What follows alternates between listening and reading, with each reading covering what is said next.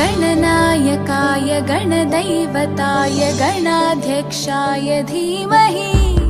गुणशरीराय गुणमण्डिताय गुणेशानाय धीमहि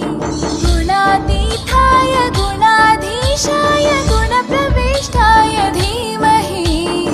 एकदन्ताय वक्रतुण्डाय गौरीतनयाय धीमहि गजेशानाय भार